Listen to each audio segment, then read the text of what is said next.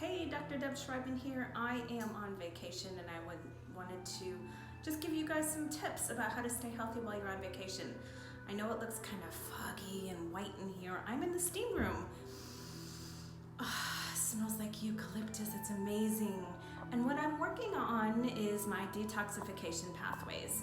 And these pathways are important because, as you know, when you eat different foods than you're used to eating, and I don't know what kind of preservatives or chemicals are in my food, and I did have a glass of wine last night and a lovely steak dinner, which we know when we go out and we're on vacation and having special occasions, these are the times to do these things.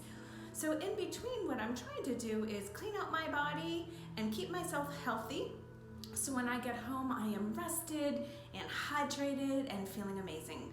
So one of the things that you can do, and most cruise ships have this is the thermal suite. And it's amazing. It has hot tubs and cold tubs and heated chairs to lay on, a sauna and a steam room. So one more tip to keep you healthy while you're on vacation. I hope you're doing well. Love and light, health and happiness. Until next time.